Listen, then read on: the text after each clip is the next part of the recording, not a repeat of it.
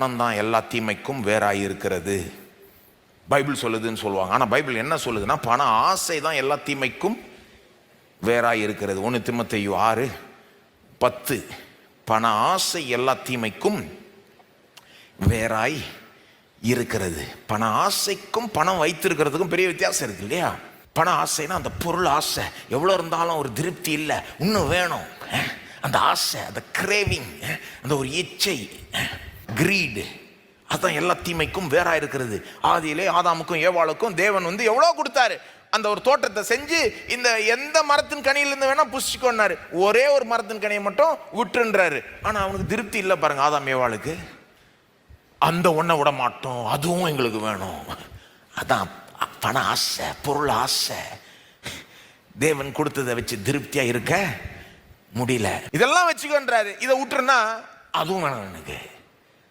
அதான் எல்லா தீமைக்கும் வேறா இருக்கிறது. பணம் இல்லை, பண ஆசை, பொருள் ஆசை. அப்போ பணம் எல்லாத்துக்கும் வேற இல்லை, பண ஆசை தான் எல்லா தீமைக்கும் வேறா இருக்கிறது. இந்த மாதிரி சில வசனங்களை எடுத்துக்கிட்டு தப்பா வியாக்கியானம் பண்ணி தப்பா புரிஞ்சுக்கிட்டு சிலர் தப்பா நம்புறது, ஆனாலே முன்னேறாமல் இருக்கிறது.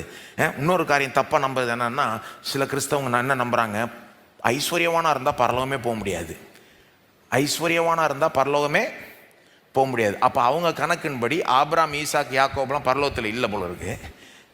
யோபு பரலோகத்தில் இல்லை போல இருக்கு.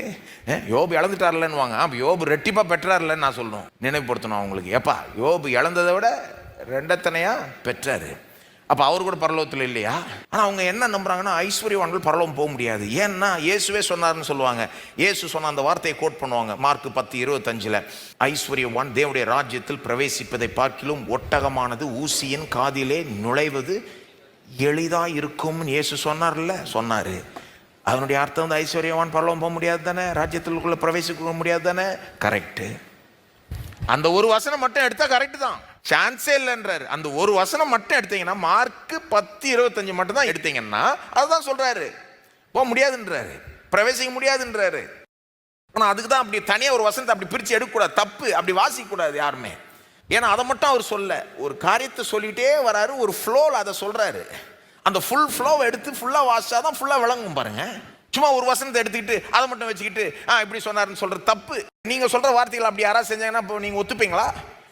செய்வாங்க. அந்த மாதிரி மீடியாவில் சில நேரம் அந்த மாதிரி செய்வாங்க, பார்த்துருக்கீங்களா?